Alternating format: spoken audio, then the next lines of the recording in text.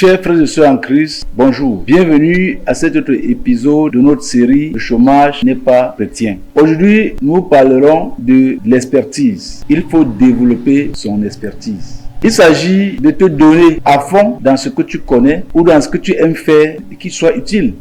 Parce qu'il ne faut pas se donner à des futilités. Nous parlons de l'utilité. Tout ce que nous faisons doit servir l'homme. Rappelez-vous, Jésus-Christ est venu pour servir et donner sa vie en rançon pour plusieurs. Tu dois te donner pour maîtriser quelque chose qui puisse aider l'homme, qui puisse servir ton prochain. Tu ne peux pas tout faire, mais il y a quelque chose que tu peux faire facilement ou que tu peux faire aisément ou que tu peux faire et que ça réponde à la demande de beaucoup. On entend souvent dire il n'y a pas de sot métier. Ça veut dire tout ce que tu peux bien faire sera utile. Tout ce que tu peux bien faire pour le bien sera utile. Ne néglige rien. Ne dis pas que non, comme je ne peux pas vraiment, je ne connais pas parler, je suis inutile. Comme je ne sais que cultiver, je suis inutile. Comme je ne sais que vendre, je suis inutile. Non, comme je ne sais pas quoi.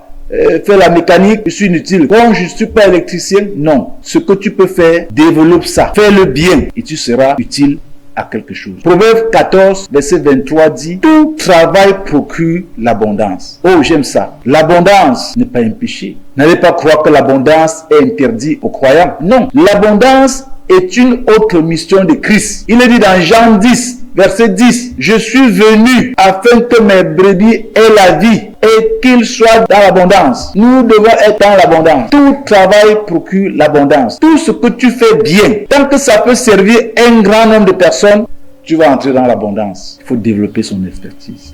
On dit généralement que l'expert, c'est celui qui a passé ou c'est 10 000 heures à faire une chose. Les pilotes, on dit j'ai 4 000 heures, j'ai 1 000 heures de vol, 2 000 heures de vol. Et celui qui a le plus nombre d'heures est considéré comme le plus expert. Celui qui a fait la comptabilité pendant 35 ans est considéré comme un expert en comptabilité. Toi, tu peux être expert dans ta chose. Une maman peut être expert dans la préparation du héros, tarot, dans la préparation du riz, parce qu'elle a fait ça plusieurs fois. Elle a tellement fait qu'elle commet difficilement l'erreur. Elle peut faire les yeux fermés. Elle peut déjà former les gens dans ça. Bien-aimé, notre Dieu dit dans Genèse chapitre 1er, verset 28, allez multiplier. L'Église doit commencer à multiplier les expertises dans l'Église.